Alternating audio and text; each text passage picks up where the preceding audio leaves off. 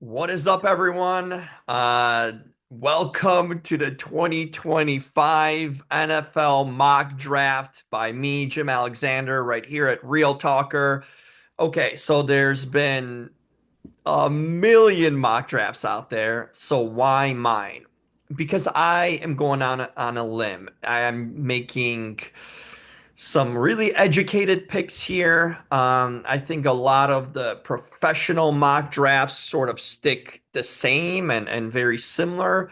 And we know the NFL draft never goes that way. So I got some stunners and surprising picks that are going to be very realistic. Not that I'm just doing it for shock value. I am doing it um, to basically tell you what some of the pros are missing here. And I'm talking about the pro mock draft people. So, okay, let's get this rolling. The 2025 NFL draft with the first pick, the Tennessee Titans select Cam Ward from Miami. Yes, quarterback Cam Ward. This is sort of a slam dunk shoe in. I mean, there's no surprise at this point about Cam Ward and what's going on there. So we got Cam Ward with the number one pick. They need a quarterback. Will Levis is pretty much done with them, and they're not really fielding any trades. So Cam Ward is one of the easier picks here. Not that he's the best rated guy on the board that you would take, but it's a need, and it's understandable why they are. Okay. The number two pick, the Cleveland Browns select Travis Hunter, cornerback, receiver from Colorado. Travis Hunter is a once in a generation sort of player, and really once in a generation because no one plays two ways and possibly full time in the NFL. I mean, it's just unreal what he's doing and excel at both sides of the ball. So if Travis Hunter can make this happen at least at a above average level in the NFL, he's going to be worth every ounce of this pick at number two. I just don't think you can pass him up, and Cleveland could use a dynamic DB and a receiver for sure to give them some juice. Now, the number three pick, the New York Giants select the best player on the board, Abdul Carter. Yeah, they are flushed with defensive linemen. Dexter Lawrence, you have Kayvon Thibodeau, you have Brian Burns, and now adding Abdul Carter to this. Now, they might trade Kayvon Thibodeau. His contract's up. It would make sense to open up room opposite Brian Burns for Abdul Carter. You still have a prolific defensive line, a scary defensive line. It just makes sense with the best player on board. You can't really pass on the best talent. Now, they could be open to a trade, but I don't know if this is the draft that someone is really ready to move up and take Abdul Carter. So I think the Giants stay here and pick him. Now, surprise coming here. With the number four pick, the New England Patriots select Armand Membo. Yes, they need desperately help on that offensive line, and most mocks have um, basically for this one Will Campbell, but we're gonna go with the sure thing. Membo is graded as the best offensive lineman. The only thing is that he's a right tackle. Now, New England needs help all over that line, one through five. Lock in, yes, it won't protect your quarterback's blind side, but lock in that right tackle side with a premier talent and just call it a day right there.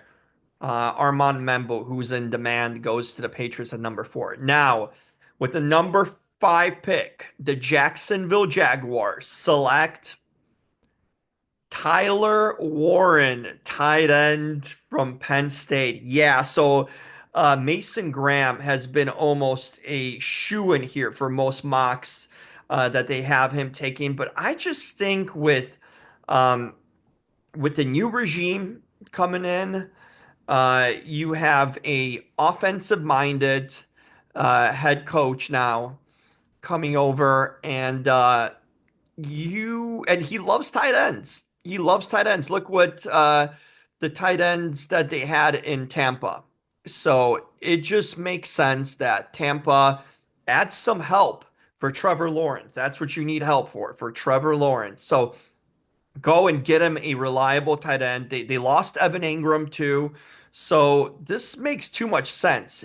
Tyler Warren, dynamic football player, dynamic offensive weapon. You add him with Brian Thomas Jr. Uh, and you are off to go. They did lose some. They lost some stuff in a passing attack.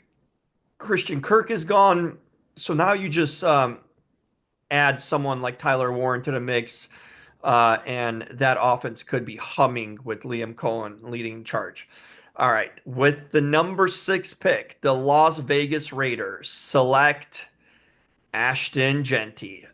It just makes too much sense uh, with Pete Carroll. Now, if this wasn't a Pete Carroll team, and you have Chip Kelly here running the offense, I think they would go in a different direction. But since this is Pete Carroll and he loves his running game and trying to replicate what he did in Seattle, sort of the Marshawn Lynch years, and you got Geno here, it just makes a ton of sense for them to take one of the most dynamic players in the draft and especially offensive players in this draft. And that's Ashton Genty, talking about another generational talent. I just think they'll have a hard time to pass him up.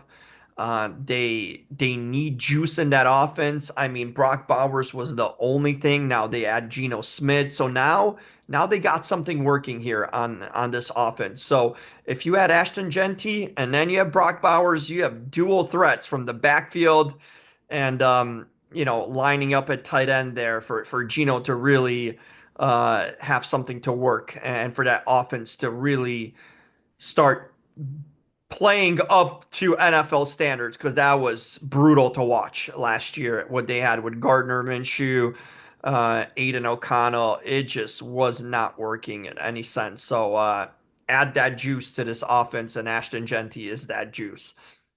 Now, with the number 7 pick, the New York Jets select Will Campbell. So there's that switcheroo. I think if Will Campbell went number 4 to New England, then Membu would have been the pick here. But since he goes early, they take Will Campbell, who's more than worthy of going at this place, and they need some help on that offensive line too.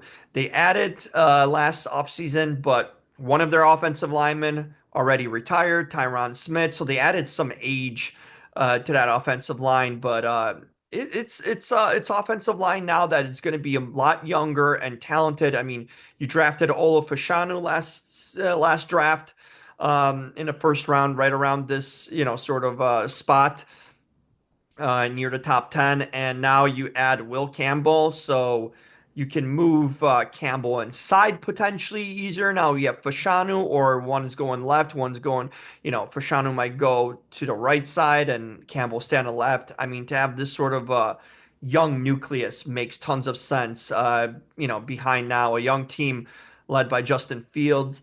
And of course, you still have Garrett Wilson there, and that should be exciting. Exciting young team potentially the Jets could be. We got to fortify the offensive line. Now, the number 8 pick, the Carolina Panthers select Matthew Golden, right wide receiver, Texas. Yes, Jalen Walker's being mocked here all over. Very popular pick to go defense, pass rusher. And I get it. They need some pass rushing help. They have very little besides Derek Brown up there in the middle. And after losing Brian Burns, but what's your number 1 priority? And that is helping out your quarterback, who we know had a very rough rookie season, and now and it showed some signs of life in year number 2. And I think you just need to add him pass catchers. He's got Xavier Legette. Adam Thielen is old in the tooth, much more suited to be a number 3. And you really don't have those weapons, and that's what a Matthew Golden does. Adds that juice to the offense, and help that young quarterback out, and put him opposite Xavier Legette, and you got some nice complementary, duo right there with Xavier Legette being sort of a big-bodied, strong, receiver versus Golden sort of being a burner and a guy that can sort of run all over the field. So I like this for Bryce Young. Number nine, number nine pick, the New Orleans Saints select Jaxson Dart, quarterback from Mississippi. Now, this is the big, big shocker because anyone who's doing these mocks would usually be going Shedeur Sanders. But there's a lot of smoke and talk how much New Orleans likes Jaxson Dart, and he does fit them better. I mean, you're doing the transition from Derek Carr, who might not even play this season or might be out for a lot of the season, with potentially requiring surgery on his arm, or I believe it was elbow. So you're not sure what you're getting from him. You have a new coaching regime coming in with Kellen Moore. And Jaxson Dart seems like that sort of a guy that will has some mobility, sort of like Kellen Moore did as a quarterback. He does have a little bit of a Dak Prescott game, which Kellen Moore is very familiar with. It just makes a lot of sense here, Jaxson Dart. I know that's reaching for many, but if they try to wait till the second round, I think someone's trading up and taking Jaxson Dart. Pittsburgh could take him at 21, and there could be a team at the end of round one that could trade up. And usually, if you take that gamble, you're not going to get it. And New Orleans is, also, uh, moving from the second round where they're also picking, top 10 into the first. That's also lots of ammunition there. Just take your guy. If you believe in him, and I think they do, and there's a lot of talk that they love this guy, take him at number nine and fortify that quarterback position. That because we know Derek Carr doesn't seem to be the future there, and now you have a new coaching staff and start off with a new young kid because your depth at quarterback ain't good. It ain't Spencer Rattler, that's for sure. With the 10th pick, the Chicago Bears, my Chicago Bears, select Mason Graham. And this is a godsend for the Chicago Bears. Now, I'm a Bears fan, no doubt about it, no secrets, but uh, I'm trying not to be biased here, but Mason Graham, and according to my mock, he falls there. You just run up and take that. That is a top top five talent easily in this draft. Could even be a top three talent here. I could see him easily being in that category of, right behind Abdul Carter and Travis Hunter here. Mason Graham, it reminds me sort of an Aaron Donald thing, sort of an undersized but super productive, just a disruptor, and also Aaron Donald fell to round this range too. But a absolutely dominant guy that played at the highest level at Michigan. So there's really little to think about here twice. The Bears need a nose tackle, a plugger in the middle, next to Montez Sweat. This makes too much sense to fortify. The Bears have been trying to get that defensive tackle for years. Gervon Dexter's nice, but he ain't no Mason Graham. That you got to go here, that pick. Number 11, the San Francisco 49ers select Will Johnson, cornerback, also Michigan. This makes sense. You lost your starting corner here, and you need to fortify that position. They've always sort of had that position in limbo, the cornerback, a lot of injuries and guys just leaving in free agency, and you can't lose your top guy and not replace him. So this is where they fortify that secondary ad with a really talented top ranked corner here at 11. You're getting a Will Johnson. That's really good value here. And I think they won't think twice about it getting that help in the secondary here, especially since you have a need to fill at corner. So he slots in as your cornerback number one. With the 12th pick, the Dallas Cowboys select Kelvin Banks Jr. Yes, no running back. Very popular spot from Marion Hampton here in most mocks, but Jerry Jones said it. He really invested since Zeke in the running back position. I sort of burned him long term. I mean, Zeke was good for the first few years, no doubt about it. He was the part of that engine of that team as young Dak Prescott was coming up, but they have not replaced that position. They were kind of shoestringing it, and they lost some offensive linemen this offseason. I mean, you talk about Zach Martin retiring. That's your anchor of your offensive line. You need to replenish it because a lot of your guys, um, you know, are retiring, are aging out. That you had Tyron Smith, um, left last offseason. So you need to fortify that. You need that left tackle position to protect Dak Prescott, who's coming off an injury. It just makes a lot of sense. Jerry Jones just talked up the offensive line too, and I think he means it. This is a deep running back draft. They can easily get a good running back in the second round. So you got to go here and protect and rebuild that offensive line. So Kelvin Banks Jr. makes sense. Hometown kid from Texas makes a lot of sense. With the 13th pick, the Miami Dolphins select Gray Zabel. Yes, a jack of all trades, offensive lineman, tackle, guard, whatever you want him sort of to be. Could even slot in as a center.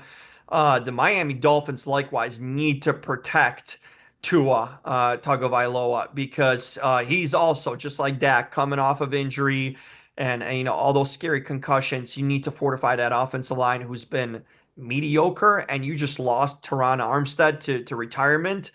The your left tackle.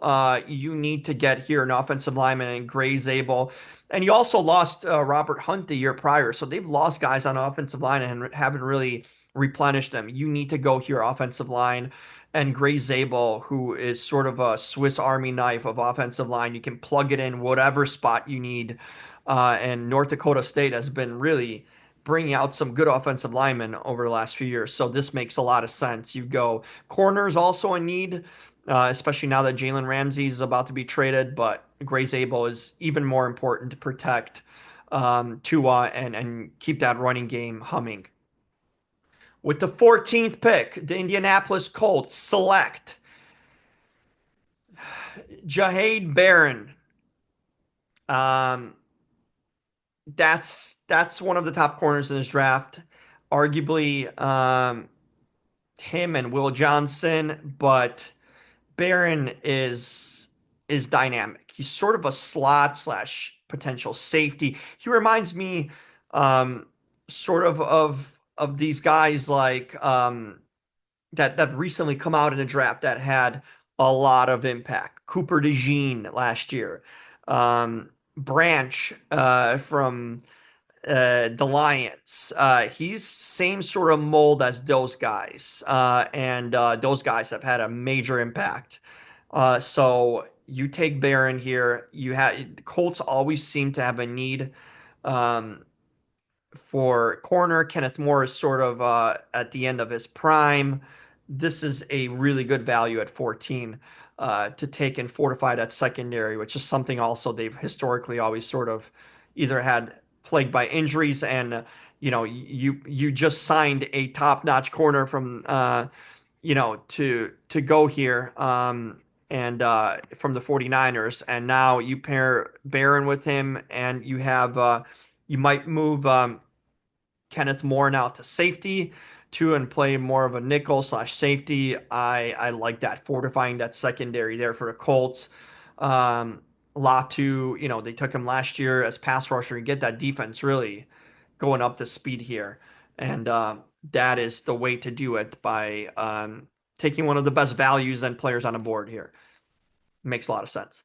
With the 15th pick, The Atlanta Falcons select Mike Green, pass rusher from Marshall. Now, I thought about Jalen Walker here, who would be sliding at this point. We're talking about him originally being mocked to the Panthers at 8. But Mike Green is that pure pass rusher that they need in Atlanta, that they've been wanting and searching for years already, and can't seem to get it or always pass on one. It is time that they get that pass rushing position fortified, and Mike Green is got production, most sacks in college football. I think he had 17 this past season. That's the juice you need on the edge here, and I think he's less of a tweener than Jalen Walker, who's more of a pass rushing linebacker. I think you just need to put Mike Green on the edge here and let him loose, and Atlanta should do that. With the 16th pick, the Arizona Cardinals select Jalen Walker. Okay, so Walker goes a pick later. I think this is just tremendous value here for Arizona. You have a defensive minded head coach here. I mean, you take a Georgia guy at 16 where he should have slotted, 8 picks ago at 8. This is a lot of value, and I don't think they'll pass up taking a dynamic pass rusher like Jalen Walker. You need that with that defense. You need to fortify that defense because the offense is starting to form in Arizona. You took Marvin Harrison Jr. last year, so you got to go with defense, and this is just tremendous value here for Jalen Walker. Now, my first trade is coming up here, and this is the Bengal spot originally, but I have the Los Angeles Chargers trading up to number 17. And with the 17th pick, the Los Angeles Chargers select Colston Loveland. Yep. Jim Harbaugh gets his boy. This makes so much sense. Moving up 5 spots might cost you like a third and a fifth, or a third and a fourth, and some change. Um, you do that 5 spots to get your guy, and there's a major need for a tight end in with the Chargers. Jim Harbaugh loves him, coached him in college. This is a premier tight end. You give Justin Herbert a tight end with Lad McConkey, and now you got that offense back in rhythm. That's what you need. You need a tight end for Justin, who thrived with Hunter Henry when he was around, and they really had major trouble replacing Hunter Henry. So now you add a Colston Loveland, who arguably could be the best tight end here in this draft class. Um, that's adding some juice to that offense that really needs it. That took a step back with the numbers for Herbert because they really primarily ran the ball, but you add a pass catching tight end like that, a very modern tight end makes tons of sense. And here the Bengals can collect some more picks. They'll need them because they have some holes to fill on this defense too. So, um, with the 18th pick, the Seattle Seahawks select guard Tyler Booker from Alabama. That's another team that could use some offensive help, especially at guard. And Tyler Booker is really good value at 18. This is where he's sort of slotted. You put that get that inside fortified here for new quarterback Sam Darnold. They're sort of redoing their whole offense now with Clint Kubiak coming in there, and makes a lot of sense to do that by getting Tyler Booker and helping out Sam Darnold here because they did have trouble, and you need Kenneth Walker to be healthy and have those holes open up. Tyler Booker can definitely do that at guard. With the 19th pick, the Tampa Bay Buccaneers select Jihad Campbell, linebacker, Alabama. This is such a Todd Bowles and Tampa pick. Levante David is very much at the end of his career. They love their linebackers in Tampa. Historically, this makes sense as a Todd Bowles sort of linebacker. that could really sort of patrol the defense and is going to be productive from day one. And it just makes sense. That offense is pretty good shape, but you add some linebacking help here, and it's great value because this is the top linebacker in this draft right now. So lots of sense there. With the 20th pick, the Denver Broncos select Omarion Hampton, running back, North Carolina. So we just that's a popular mock, and it just makes tons of sense. Sean Payton needs a running game. He needs someone that he can rely on to take the burden off of Bo Nix. I think you could go receiver here. Tat McMillan would make some sense too. But he's another big body that's sort of similar to the wideouts that they have. But you got to go running back here. It just makes too much sense, and really, Omarion Hampton is dynamic and is good value at 20. So I think what Sean Payton is going to do that. With the 21st pick, the Pittsburgh Steelers select Shedeur Sanders, quarterback, Colorado. This is another popular, and it just makes tons of sense. They have Mason Rudolph on their roster and Skylar Thompson. You want to go into the season with that because we don't know what Aaron Rodgers is thinking. And even if he does commit, will Rodgers play more than 1 year? He still hasn't decided. He's still mulling retirement, throwing that out. You need to get yourself a safety net and secure your present and future. And if Shedeur Sanders falls to your lap and it seems like Mike Tomlin likes him, this just makes a lot of sense. You didn't invest all this money in trading for DK Metcalf and not having a quarterback throw him the ball. You can't have so much money tied in two uh, number one receivers and not have someone throwing the ball. Shedeur Sanders makes a lot of sense here, and I think it's an easy pick for them. With the 22nd pick, the Cincinnati Bengals select Derek Harmon, defensive lineman from Oregon. Good value here. Harmon, arguably one of the best D linemen after Mason Graham here in the draft, and this is a good value pick. They need to fortify that defense in Cincinnati, and you start it in the middle, of the defense, at front, at nose tackle. Put Harmon on that line. Maybe you can move him around, but that makes a lot of sense because they didn't have enough juice, and Trey Hendrickson might not even be there this season. We'll see what happens with him. But you need help on that defensive line. So that makes a lot of sense there. With the 23rd pick, the Green Bay Packers select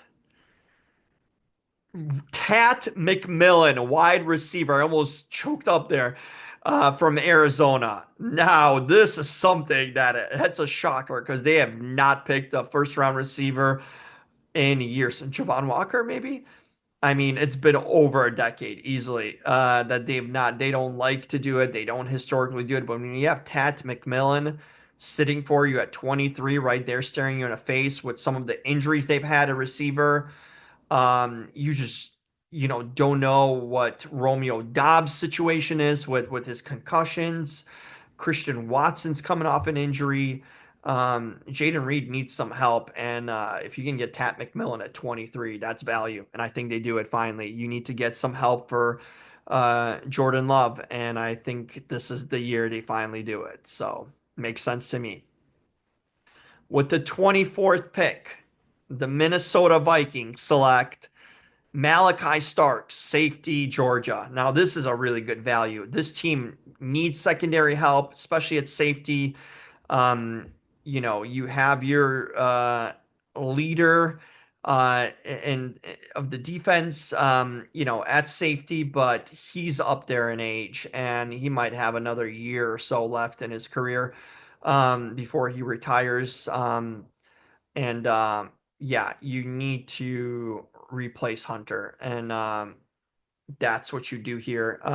You put a guy like Malachi Starks here, next to him, and you got yourself a your next leader of the defense here, and makes a lot of sense to take him at 24. Great value. With the 25th pick, the Houston Texans select Josh Simmons, tackle, Ohio State. Now they need help at tackle, big time. Okay, they signed Cam Robinson. Laramie Tunsil was traded. They need protection for the quarterback here. I mean, CJ Stroud just got pummeled last season. He was a shell of himself. They are really depleted on that offensive line. Um, they need help. And the help you get here is Josh Simmons, who arguably could have been the number one tackle taken in this draft if not for his injury. So to get him at 25 seems to me like really good value here, and something that they would do. So I could see that totally happening, and that's a good value at 25. Now, with the 26th pick, the Los Angeles Rams select Trey Amos, cornerback, Mississippi. They need help in the secondary. They fortified that defensive line and pass rush, with Fisk and Jared Verse, and you really have a really good imposing line and kind of a front seven, but that secondary could use help. They're sort of just banking every year on bringing guys back that they previously let go and sort of patchwork secondary. And if you can get a Trey Amos here to be a starter, to be their slot in number one, um, you do it here at 26. So this is good value, and secondary is way to go. Now, if Jaxson Dart somehow fell to them, that could have been a tantalizing, tempting proposition. Number 27, the Baltimore Ravens select Shamar Stewart, pass rusher, Texas A&M. One of the most polarizing guys in this draft. Just elite athletic skills and athleticism and combine numbers. Big time disruptor, but little time production. He's a boomer bust, a classic boomer bust. This guy could be a star. You could look back in a few years and saying that, he's just as good as Abdul Carter, should be a top 5 pick, or he'll be forgotten.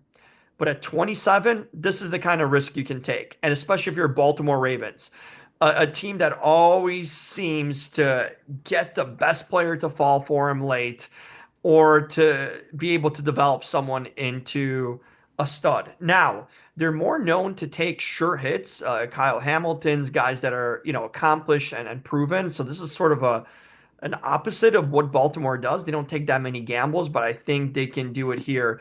And if you can get a pass rusher that could be a superstar at 27, yeah, sure, he could bust, but you take that chance because you're picking 27.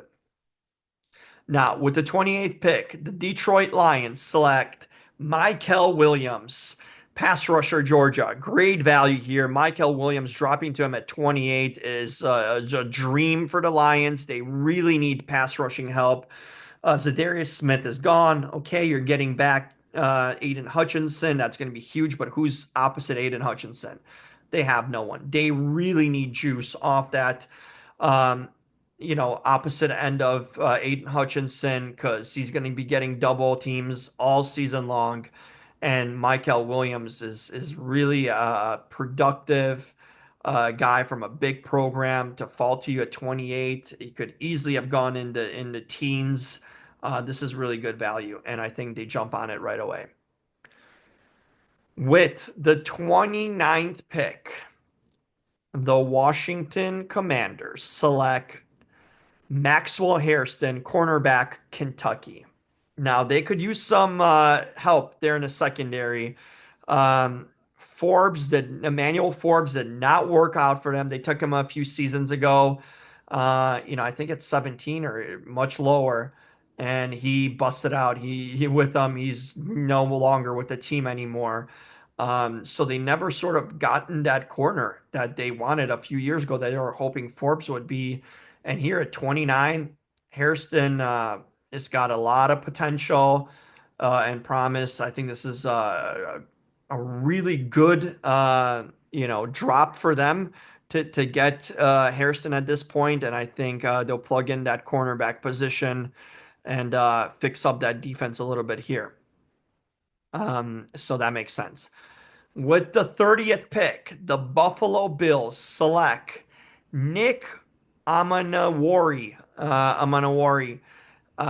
This is one of the best safeties. Him and Malachi Starks, sort of a toss-up. Depends on what sort of a player type and flavor you like. But Nick Amanawari here from South Carolina, very productive, stud safety.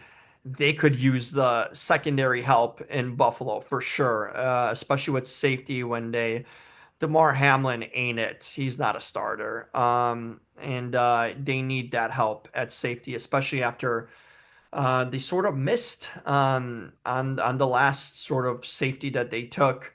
Um, his name's slipping my mind that they took a couple years ago from Miami. But yeah, you need to replenish that. You lost Poyer last offseason, and yeah, you lost your two sort of stalwarts, and it showed last season where you had to play Damar Hamlin, and you had um, a lot of uh, oh, Elam, that's what it was. Elam was the guy that they drafted a few years back. It was sort of a slot slash safety, Kyer Elam, but didn't work out for them. But Nick Amenwari, good value here. Totally, they take him. With the 31st pick, the Kansas City Chiefs select Josh Connerly Jr., tackle Oregon. They need that help. You lost Joe Tooney. Um, you signed more from the 49ers, which seems like an overpay for a backup. Uh, and Jawan Taylor hasn't really worked out. You need to fortify that offensive line. Yes, you have an all-world center, and you were able to retain Trey Smith here, but you lost Joe Tooney. You still have a major need at on the left side, especially. Josh Connerly, end of the first round, is really good value. You bring him into the mix, play him wherever, and fortify some of that protection for Patrick Mahomes, something they really needed. And we saw in the Super Bowl how badly last year. Now, with the 32nd pick. The Philadelphia Eagles, the world champions, select Walter Nolan, defensive lineman, Mississippi. Once again, just sort of like Baltimore, they have a stud dropping to them at the end of the first round. It's just the Eagle way. They take the best player available. It doesn't matter if they have a surplus in them, and they do have a surplus of defensive linemen, but you did lose Milton Williams and Josh Sweat. So no one's ever said they have too many defensive linemen. And you already have the other Nolan kid from Georgia. I mean, pair up, give him another Nolan on the line, and they are going to be continuing to be a wrecking crew on defense here, and what a value that would be to get Walter Nolan with the last pick in the first round. So I think the Eagles do it again here, and that is my first round mock draft. Some of the big surprises, recounting, are going to be, let me see if I can pull it up for you here, and give you a little look at the board of my you know, first round picks here for you to see. But it's gonna be a really I think it'll be a lot more surprising than people believe it's going to be in a first round, and a lot of sort of potential reaches in a draft where there aren't that many, stars. There it is. There's the background of my board. You can see it again. Bam. Now I can reveal it since the draft is complete on my mock draft. So Do you like the picks? Do you think I did reach for some or some surprises? I feel like so many of the mocks are just so similar. They're almost copying each other, player for player.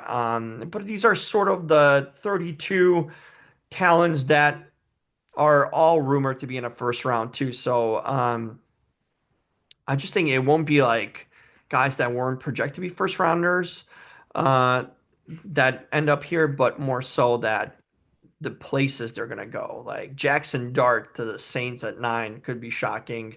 Matthew Golden going to the Panthers. Yeah, Mason Graham falling to the Bears at 8, 9, 10. If that goes that way, that'll be really surprising. And yeah, you have Tat McMillan going to the Packers in the first round. Colson Loveland getting with his coach Jim Harbaugh again. Ravens taking a boomer bust with Shamar Stewart.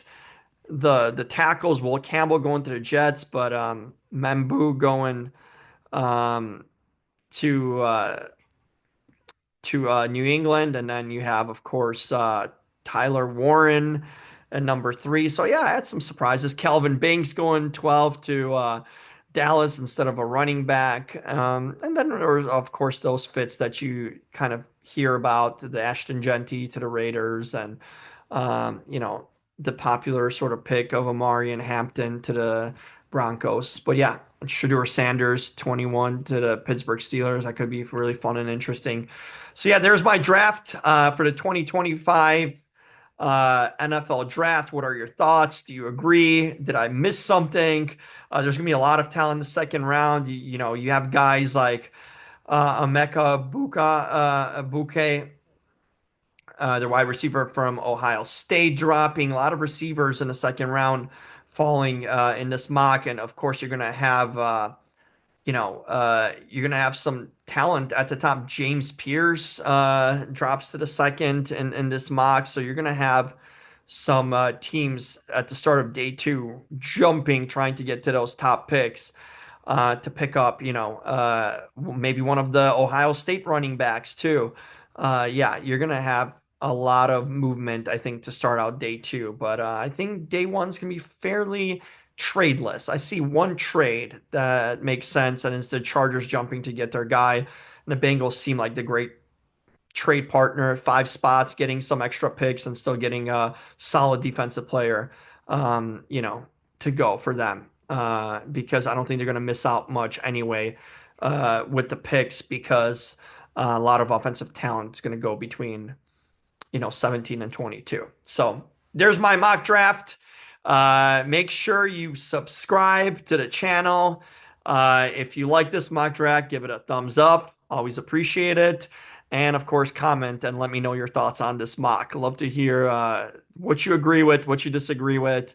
What are some of your sleepers and shockers? I've got a few of them here. And until next time, let's watch the draft and see how it plays out. See ya.